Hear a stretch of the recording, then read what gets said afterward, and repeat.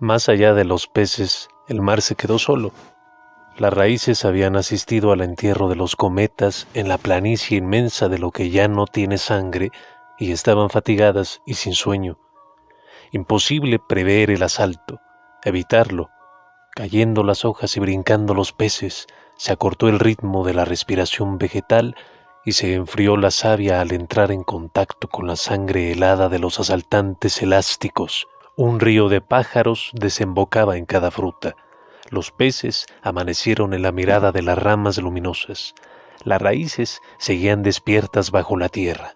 Las raíces, las más viejas, las más pequeñas, a veces encontraban en aquel mar de humus un fragmento de estrella o una ciudad de escarabajos, y las raíces viejas explicaban: en este aureolito llegaron del cielo las hormigas, los gusanos pueden decirlo, no han perdido la cuenta de la oscuridad.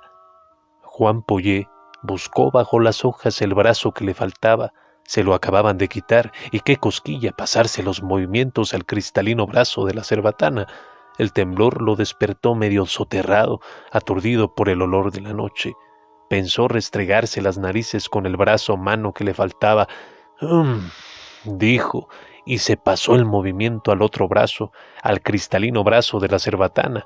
Hedía a hervor de agua, a cacho quemado, a pelo quemado, a carne quemada, a árbol quemado. Se oyeron los coyotes. Pensó agarrar el machete con el brazo mano que le faltaba. Dijo, y se pasó el movimiento al otro brazo. Tras los coyotes fluía el catarro de la tierra, lodo con viruela caliente, algo que no se veía bien. Su mujer dormía, los senos sobre las cañas del tapexco, bulto de tecomates y el cachete aplastado contra la paja que le servía de almohada. La Pollé despertó a los enviones de su marido, abrió los ojos de agua nacida en el fondo de un matorral y dijo, cuando pudo hablar: masca copal, tiembla copal. El reflejo se iba afilando como cuando el cometa. Pollé reculó ante la luz, seguido de su mujer, como cuando el cometa. Los árboles ardían sin alboroto, como cuando el cometa. Algo pasó. Por poco se les caen los árboles de las manos. Las raíces no saben lo que pasó por sus dedos, si sería parte de su sueño. Sacudida brusca acompañada de ruidos subterráneos y todo hueco en derredor del mar, si sería parte de su sueño. Y todo profundo alrededor del mar. Dijo Juan Pollé. No pudo mover el brazo que le faltaba y se pasó el movimiento al cristalino brazo de la cerbatana. El incendio abarcaba los montes más lejanos, se pasó el movimiento al brazo por donde el agua de su cuerpo iba a todo correr al cristalino brazo de la cerbatana. Se oían sus dientes, piedras de río, entrechocar de miedo, la arena movediza de sus pies a rastras y sus reflejos al tronchar el monte con las uñas. Y con él iba su mujer, la Juana Pollé, que de él no se diferenciaba en nada, era de tan buena agua nacida. Algo pasó, por poco se les caen los árboles de las manos, las raíces no supieron lo que pasó por sus dedos, y de la contradicción de las raíces en el temblor nacieron los telares. Si sería parte de su sueño. El incendio no alcanzaba a las raíces de las ceibas, hinchadas en la fresca negrura de los terrenos de Namaca, y así nacieron los telares. El mar se lamía y relamía del gusto de sentirse sin peces. Así sería parte de su sueño. El temblor primaveral enseñaba a las raíces el teje y maneje de la florescencia en lanzadera por los hilos del telar, y como andaban libres los copales preciosos, platino, oro, plata, los mascarían para bordar con saliva de meteoro los oscuros huipiles de la tierra. Juan Pollé sacó sus ramas al follaje de todos los ríos. El mar es el follaje de todos ellos. Le dijo a su mujer, volvamos atrás, y Juan Pollé hubiera querido volver atrás. Cuerea de regreso, le gritó su mujer, y Juan Pollé hubiera querido cuerear de regreso. Se desangraba en lo inestable. Qué gusto el de sus aguas con sabor de montaña, qué color el de sus aguas como azúcar azul. Una gran mancha verde empezó a rodearlo. excrescencia de civilizaciones remotas y salóbregas, baba de sargazos en llanuras tan extensas como no las había recorrido en tierra. Otra mancha empezó a formarse a distancia insituable, horizonte desconsolado de los jades elásticos del mar. Poyet no esperó. Al pintar más lejos una tercera mancha de agua jadeante, recorrida por ramazones de estrellas en queda explosión de nácar, echó atrás, cuereó de regreso, mas no pudo remontar sus propias aguas y se ahogó, espumaraje de iguana, después de flotar flojo y helado en la superficie mucho tiempo. Ni Juan Poyet ni la Juana Poyet. Pero si mañana llueve en la montaña, si se apaga el incendio y el humo se queda quieto, infinitamente quieto como en el carbón, el amor propio hondo de las piedras juntará gotitas de agresiva dulzura y aparecerá de nuevo el cristalino brazo de la cerbatana. Solo las raíces profundas, el aire lo quemaba todo en la igualdad de la sombra limpia, fuego celeste al sur, ni una mosca verde, ni un cocodrilo con caca de pájaro en la faltriquera, ni un eco, ni un sonido, sueño vidrioso de lo que carece de sueño, del cuarzo, de la piedra pómez más ligera que el agua, del mármol insomne bajo sábanas de tierra. Solo las raíces profundas seguían pegadas a sus telares. Ave caída era descuartizada por las raíces de los mangles antes que la devoraran los ojos del incendio, cazador en la marisma, y las raíces de los cacahuatales, olorosas a chocolate, atrapaban a los reptiles ampollados ya por el calor. La vida se salvaba en los terrenos vegetales por obra de las raíces tejedoras, regadas por el cristalino brazo de la cerbatana. Pero ahora, ni en invierno venía Juana Poyet, 19.000 leguas de aire sobre el mar y toda la impecable geometría de las pizarras de escama navegante, de los pórfidos verdes bajo alambores de astros centelleantes, de las porcelanas de granito colados en atas de leche, de los espejos escamosos de azogue sobre arenas móviles, de sombras de agua fuerte en terrenos veteados de naranjas y ocres, crecimiento exacto de un silencio desesperante, residuo de alguna nebulosa, y la vida de dos reinos, acabado en los terrenos vegetales acartonados de la atmósfera y la sed en rama del incendio, sonoridad de los vestidos estelares en la mudez vacilante del espacio, catástrofe de lunas sobre rebaños inmóviles de sal, frenos de mareas muertas entre dientes de olas congeladas, afiladas, acuchillantes, afuera, adentro. Hasta donde los minerales sacudían su tiniebla mansa, volvió su presencia fluida a turbar el sueño de la tierra, reinaba humedad de estancia oscura y todo era y se veía luminoso. Como sueño entre paredes de manzana rosa, contiguo a los intestinos de los peces, una como necesidad fecal del aire, en el aire enteramente limpio, sin olor a moho, ni el frío de cáscara de papa que fue tomando al acercarse la noche y comprender los minerales que no obstante la destrucción de todo por el fuego, las raíces habían seguido trabajando para la vida en sus telares, nutridas en secreto por un río manco.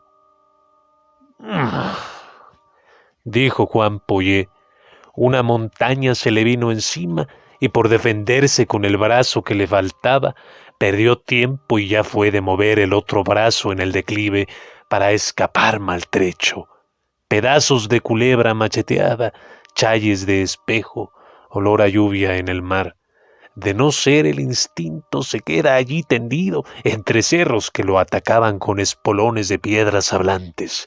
Solo su cabeza, rodaba entre espumarajes de cabellos largos y fluviales. Solo su cabeza. Las raíces llenaban de savia los troncos, las hojas, las flores, los frutos. Por todas partes se respiraba un aire vivo, fácil, vegetal y pequeñas babosidades con músculos de musgo tierno entraban y salían de agujeros secretos ocultos en la pedriza quemante de la sed. Juan Poyet reapareció en sus nietos. Una gota de su inmenso caudal en el vientre de la Juana Poyet engendró las lluvias de quienes nacieron los ríos navegables, sus nietos. La noticia de Juana Poyet termina aquí, según. Los ríos navegables, los hijos de las lluvias, los del comercio carnal con el mar, andaban en la superficie de la tierra y dentro de la tierra en lucha con las montañas, los volcanes y los llanos engañadores que se paseaban por el suelo comido de abismos, como balsas móviles estelares en el tacto del barro, en el fondo del cielo, que fijaba la mirada cegatona de los crisopáceos, en el sosegado desorden de las aguas errantes sobre lechos invisibles de arenas esponjosas y en el berrinche de los pedernales enfurecidos por el rayo. Otro temblor de tierra y el aspaviento del líquido desalojado por la sacudida brutal. Nubes subterráneas de ruido compacto, polvo de barrancos elásticos, nuevas sacudidas, la vida vegetal surgía aglutinante. La bajaban del cielo los hijos navegables de las lluvias y donde el envoltorio de la tierra se rasgaba haciéndose a rocas más y más profundas, o flameaban en cimas estrelladas, vientos de sudor vegetal se apresuraban a depositar la capa de humus necesaria a la semilla de las nebulosas tiernas. Pero a cada planta, a cada intento vegetal, sucedíanse nuevas catástrofes, enfriamientos y derrames de arcilla en ebullición. La corrupción de los metales hacía irrespirable el sol en el ambiente envenenado y seco. Se acercaban los tiempos de la lucha del cactus con el oro. El oro atacó una noche a la planta costrosa de las grandes espinas. El cactus se enroscó en forma de serpiente de muchas cabezas sin poder escapar a la lluvia rubia que lo bañaba de finísimos hilos. El estruendo de alegría de los minerales apagó el lamento de la planta que en forma de ceniza verde quedó como recuerdo en una roca. E igual suerte corrieron otros árboles. El morro ennegreció sus frutos con la quemadura profunda. La pitaya quedó ardiendo como una brasa. Los ríos se habituaron poco a poco a la lucha de exterminio en que morían en aquel vivir a gatas tras de los cerros, en aquel saltar barrancos para salvarse, en aquel huir tierra adentro por todo el oscuro reino del tacto y las raíces tejedoras. Y poco a poco, en lo más hondo de la lluvia, empezó a escucharse el silencio de los minerales, como todavía se escucha, callados en el interior de ellos mismos, con los dientes desnudos en las grietas, siempre dispuestos a romper la capa de tierra vegetal, sombra de nube de agua alimentada por los ríos navegables, sueño que facilitó la segunda llegada del cristalino brazo de la cerbatana. Cristalino brazo de la cerbatana. Su cabellera de burbujas, raíces en el agua sonámbula, sus ojos. Calmó un instante las inquietudes primaverales de la tierra para alarmarla más tarde con la felicidad que iba comunicando a todo su presencia de esponja, su risa de leche, como herida en tronco de palo de hule y sus órganos genitales sin sostén en el aire, miel en desorden tropical. Y la primera sensación amorosa de espaldas al equinoccio, en el regocijo de las vértebras, todavía espinas de pececillo voraz. Cristalino brazo de la cerbatana puso fin a la lucha de los minerales candentes y los ríos navegables, pero con él empezó la nueva lucha, el nuevo incendio, el celo solar, la quemadura en verde, en rojo, en negro, en azul y en amarillo de la savia con sueño de reptil entre emanaciones sulfurosas y frío resplandor de trementinas. Ciego, casi pétreo, velloso de humedad, el primer animal tramaba y destramaba quién sabe qué angustia, picazón de las encías arcillosas en el bochorno de la siesta, cosquilla mordedora del grano bajo la tusa en la mazorca de maíz, sufrimiento de los arcillos uñudos, movimiento de las trepadoras, vuelo de carniceros exacto y afilado, el musgo, humo del incendio lago en que ardía cristalino brazo de la cerbatana iba llenando las axilas de unos hombres y mujeres hechos de rumores, con las uñas de haba y corazonadas regidas por la luna, que en la costa ampolla y desampolla los océanos, que abre y cierra los nepentes, que destila a las arañas, que hace tiritar a las gacelas. En cada poro de su piel de jícara lustrosa había un horizonte, y se le llamó chorro de horizonte, desde que lo trajo cristalino brazo de la cerbatana, hasta ahora que ya no se le llama así. Las algas marcaron sus pies de maíz, con ramazones que hacen sus pasos inconfundibles, 5 yemas por cada pie, el talón y la ramazón, donde deja su huella, parece que acaba de salir el mar. Chorro de horizonte pudo permanecer largo tiempo, no muy erguido, pero en pie. Al final de 2 afluentes de carne le colgaban las manos, sus 2 manos con nervaduras de hojas, las hojas que dejaron en ellas como en tamales de maíz, estampando su origen vegetal. Se le agrietó la boca al tocar un bejuco para decir algo que no dijo, un pequeño grito. El bejuco se le iba de la punta de los dedos, aun cuando él subía y bajaba las manos por su mínima superficie circular, y empleó el bejuco, realidad mágica, para expresar su soledad genésica, su angustia de sentirse poroso. Y la primera ciudad se llamó Serpiente con chorros de horizontes, a la orilla de un río de garzas rosadas, bajo un cielo de colinas verdes, donde se dieron las leyes del amor que aún conservan el secreto encanto de las leyes que rigen a las flores. Chorro de horizontes se desnudó de sus atavíos de guerra para vestir su sexo y por 9 días, antes de abultar la luna, estuvo tomando caldo de 9 gallinas blancas día a día hasta sentirse perfecto. Luego, una luna creciente tuvo respiración de mujer bajo su pecho y después se quedó un día de flores de girasol, sin hablar, con la cabeza cubierta de hojas verdes y la espalda de flores de girasol. Y solo podía ver al suelo, como mendigo, hasta que la mujer que había preñado vino a botarle una flor de maíz sobre los pies. Nunca en luna menguante tuvo respiración de mujer bajo su pecho, por más que todo el cuerpo le comiera como remolino. Esto pasaba en la ciudad de Serpiente con chorros de horizontes, de donde se fueron los hombres engusanados de viento, y quedó solo el río con los templos de piedra sin peso, con las fortalezas de piedra sin peso, con las casas de piedra sin peso. Qué reflejo de ciudad fue la ciudad de Serpiente con chorros de horizontes. Los hombres empezaron a olvidar las leyes del amor en las montañas, a tener respiración de mujer bajo su pecho en los menguantes, sin los 9 días de caldo de 9 gallinas blancas cada día, ni el estar después con la cabeza envuelta en hojas y la espalda cubierta con flores de girasol, callados, viendo para el suelo, de donde nacieron hijos que no traían en cada poro un horizonte, enfermos, asustadizos y con las piernas que se les podían trenzar.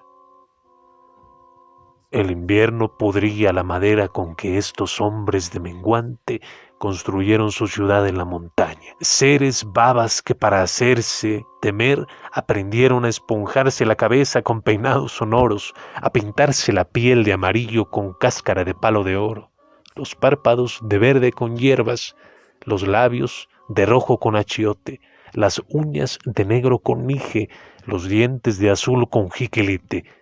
Un pueblo con crueldad de niño, de espina, de máscara. La magia sustituía con símbolos de color el dolor de las bestias que perdían las quijadas de tanto lamentarse en sacrificio. Se acercaban los tiempos de la primera invasión de las arañas guerreadoras. las de los ojos de fuera y constante temblor de cólera en las patas zancajonas y peludas. Los hombres pintados salieron a su encuentro, pero fueron vanos el rojo, el amarillo, el verde, el negro, el blanco, que en formación de azacuanes cubrían montes, cuevas, bosques, valles, barrancas, y allí permanecieron los hombres pintados del menguante lunar, los que ahora están en el fondo de las vasijas y no se ven, los que adornan las jícaras por fuera y sí se ven, sin dejar más descendencia que algunos enfermos de en vez de huipil o tiña dulce, por culpa de su crueldad simbolizada en los colores. Solo el río de las garzas rosadas quedó en la ciudad de serpiente con chorros de horizontes, que era una ciudad de reflejos en red de pájaros, dicen. Y otros dicen que era una ciudad de piedra pómez, arrodillada donde el cactus fue vencido por el oro. Solo el río. Y se le veía andar, sin llevarse la ciudad reflejada, apenas sacudida por las pestañas de su corriente. Pero un día quiso saber de los hombres perdidos en la montaña, se salió de su cauce y los fue buscando con sus inundaciones. Ni los descendientes. Poco se sabe de su encuentro con las arañas guerreras. Sus formaciones lo atacaron desde los árboles, desde las piedras, desde los riscos en una planicie rodeada de pequeñas colinas. Ruido de agua que pasa por coladeras atronó sus oídos y se sintió largo tiempo con sabor humano entre las patas de las arañas que habían chupado la sangre de los hombres aniquilados en la montaña. La diosa invisible de las palomas de la ausencia, fundadora de otra ciudad cerca del mar, donde se tenía noticia de la ciudad que se llamó Serpiente con chorros de horizontes, supo que llegaba a la costa un río mensajero de las más altas montañas y mandó que los campos florecieran a su paso 12 lugares antes, para que entrara a la ciudad vestido de pétalos, embriagado de aromas, pronto a contar lo que olvidaron los hombres del reino del amor. Y en las puertas de la ciudad, que era también de templos, palacios y fortalezas, sin peso dulce de estar en el agua honda de la bahía recogida, como en una concha, lo saludaron palabras canoras en pedacitos de viento envueltos en plumas de colores. Tú, esposo de las garzas rosadas, el de la carne de sombra azul y esqueleto de la zarza dorada, nieto de Juan Poyé, hijo navegable de las lluvias, bienvenido seas a la ciudad de la diosa invisible de las palomas de la ausencia.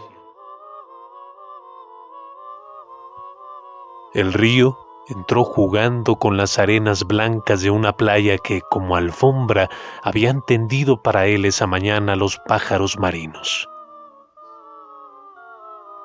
«Que duerma», dijeron las columnas de un templo sin techo que en el agua corriente palpitaba, imagen de la diosa invisible de las palomas de la ausencia.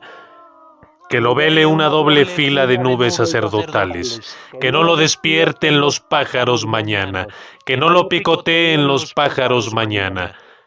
Apareadas velas de barcos de cristal y sueño se acercaron, pero en una de las velas llegó dormida y su reflejo de carne femenina tomó forma de mujer al entrar en las aguas del río mezcladas con la sangre de los hombres del menguante lunar.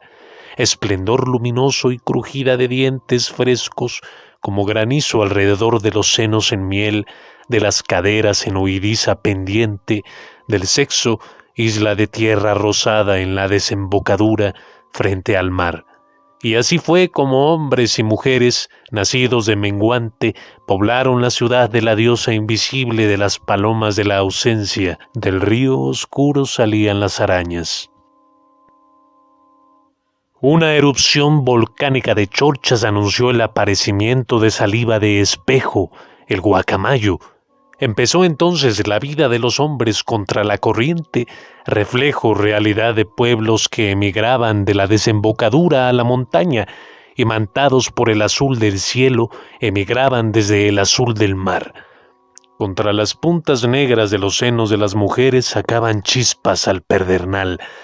lo que solo era un símbolo, como fue simbolizada con la caricia de la mano en el sexo femenino, la alegría del hallazgo del fuego en la tiniebla. Pueblos peregrinos, pueblos de hombres contra la corriente, pueblos que subieron el clima de la costa a la montaña, pueblos que entibiaron la atmósfera con su presencia para dar nacimiento al trópico de menguante, donde el sol, lejos de herir, se esponja como gallina ante un espejo. Las raíces no paraban, vivir para tejer. Los minerales habían sido vencidos hasta en lo más expuesto de las montañas y por chorros bordaba el verde en el horizonte redondo de los pájaros.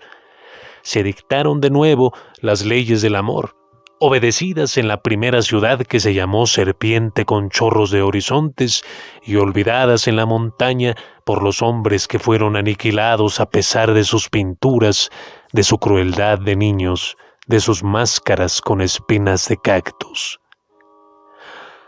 Las leyes del amor fueron nuevamente guardadas por los hombres que volvían redimidos de la ciudad de la diosa invisible de las palomas de la ausencia, astrónomos que envejecían cara al cielo con los huesos de plata de tanto ver la luna, artistas que enloquecían de iluminada inspiración al sentir un horizonte en cada poro como los primitivos, chorros de horizontes, negociantes que hablaban blanda lengua de pájaros y guerreros que tomaban parte en las reyertas intestinas de los bólidos, veloces para el ataque por tierra y raudos para el ataque por mar. Los vientos alimentaban estas guerras del cielo sin refugio, bajo las constelaciones del verano voraz y el azote invernal de las tempestades cuereadoras. Las serpientes estornudaban azufre, eran interminables intestinos subterráneos que salían a flor de tierra, a manera de fauces abiertas. Los hombres que se quedaron guardando la entrada de estas cavernas serpientes recibieron el nombre de sacerdotes. El fuego les había quemado el cabello, las cejas, las barbas, las pestañas, el vello de los sobacos, el vello del sexo. Parecían astros rojizos resbalando entre las hojas verdes encendidas que vistieron para venirse a comunicar con los hombres, y el sabor de ceniza que les dejó el chamuscón de los pelos les hizo concebir a las divinidades con un raro sabor oscuro. Ceniza de pelo y saliva de sacerdotes amasaron la primitiva religión, cáscara de silencio y fruta amarga de los primeros encantamientos. No se supo a qué venía todo aquel milagro de la vida errante, huidiza, fijada por arte sacerdotal donde, según la tradición, se enroscó el cactus vencido por el oro y hubo una ciudad de reflejos que se llamó Serpiente con chorros de horizontes. Las hormigas sacaron del agua una nueva ciudad, arena por arena, la primitiva ciudad de reflejos, y con sangre de millones de hormigas que cumplido el trabajo morían aletargadas de cansancio, se fueron edificando verdaderas murallas hasta la copa de los árboles altos y templos en los que el vuelo de las aves dormidas petrificaba las vestiduras de los dioses. Verdaderas murallas, verdaderos templos y mansiones para la vida y para la muerte verdadera, ya no espejismos, ya no reflejos. Esto dijeron los hombres en la danza de la seguridad, la vida diaria. Mas en las garras de las fieras crecían las uñas y la guerra empezó de nuevo. Hubo matanzas, se desvistieron los combatientes de la blandura de la vida en la ciudad para tomar armas endurecidas por atributos minerales, y volvieron del combate deshechos, acobardados, en busca de reliquias sacerdotales para poder contra el mal. Una vez más iba a ser destruida a mordiscos de fiera la ciudad levantada donde el cactus fue vencido y existió para vivir abandonada la ciudad de serpiente con chorros de horizontes. Las mujeres salieron a combatir, sin respiración amorosa de hombre. Los hombres se amasaban con los hombres en el silencio de las arboledas, más abajo de las cañadas, más arriba de las colinas. Sin amorosa respiración de hombre, las mujeres habían endurecido y sombras de color mineral denunciaban en sus rostros instintos varoniles. al combate frente a frente que libraron los hombres contra las uñas y los dientes de las fieras. Muchos de ellos murieron de placer al sentir la garra en la espalda, el colmillazo en la nuca y todo aquel espinar de tuna que corta la sangre en la agonía.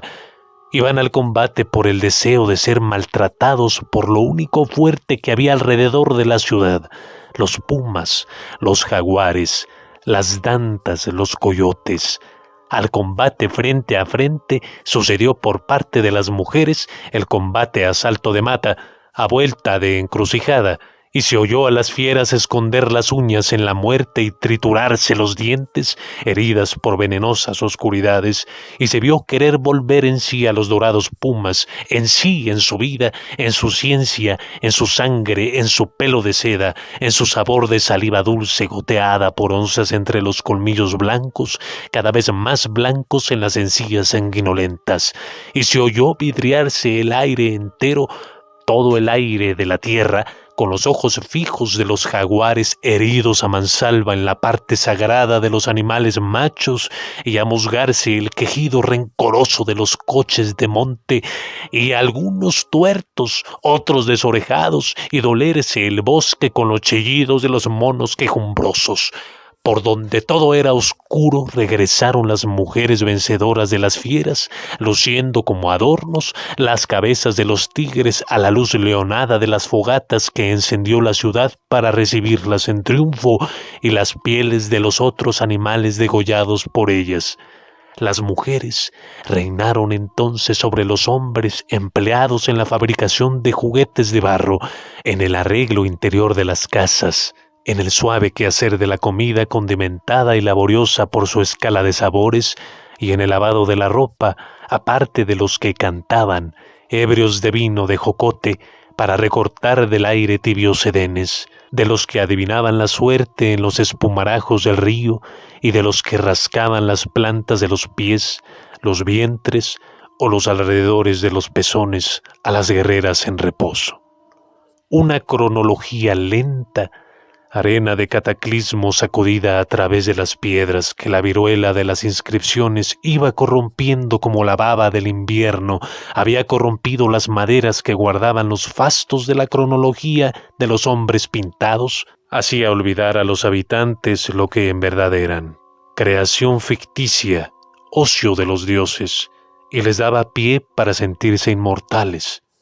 Los dioses amanecieron en cuclillas sobre la aurora, todos pintados, y al contemplarlos en esa forma, los de la nueva ciudad olvidaron su pensamiento en los espejos del río y se untaron la cara de arcoíris de plumas amarillas, rojas, verdes y todos los colores que se mezclan para formar la blanca saliva de espejo. Ya había verdaderas murallas, verdaderos templos y mansiones verdaderas, todo de tierra y sueño de hormiga, edificaciones que el río empezó a lamer hasta llevárselas y no dejar ni el rastro de su existencia opulenta, de sus graneros, de sus pirámides, de sus torres, de sus calles enredaderas y sus plazas girasoles.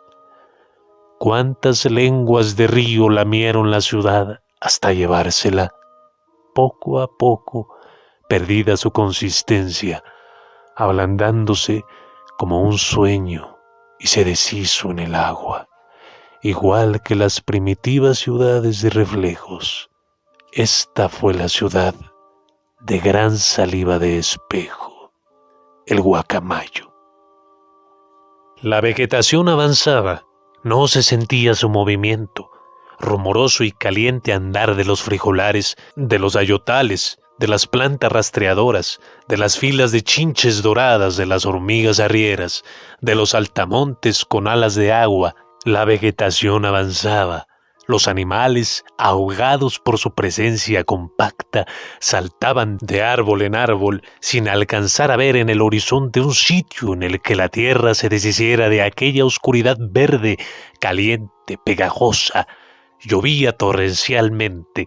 Una vegetación de árboles de cabelleras líquidas sembrados en el cielo, aturdimiento mortal de cuanta criatura quedaba viva, de las nubes panzonas sobre las ceibas echadas a dormir en forma de sombra sobre el suelo. Los peces engordaban el mar. La luz de la lluvia le salía a los ojos, algunos de barba helada y caliente, algunos manchados por círculos que giraban como encajes de fiebre alrededor de ellos mismos, algunos sin movimiento, como manchas de sangre en los profundos cartílagos subacuáticos. Otros y otros, las medusas y los infusorios combatían con las pestañas, peso de la vegetación hundiéndose en el tacto de la tierra en agua, en la tiniebla de un lodo fino, en la respiración helada de los monstruos lechosos, con la mitad del cuerpo mineralizado, la cabeza de carbón y vegetal y las enredaderas de las extremidades destilando polen líquido, noticias vagas de las primitivas ciudades. La vegetación había recubierto las ruinas y sonaba a barranco bajo las hojas, como si todo fuera tronco podrido, a barranco y charca, a barrancos poblados por unos seres con viveza de cogollos que hablaban en voz baja y que envuelta de bejucos milenarios envolvieron a los dioses para acortar sus alcances mágicos, como la vegetación había envuelto a la tierra, como la ropa había envuelto a la mujer. Y así fue como perdieron los pueblos su contacto íntimo con los dioses, la tierra y la mujer, según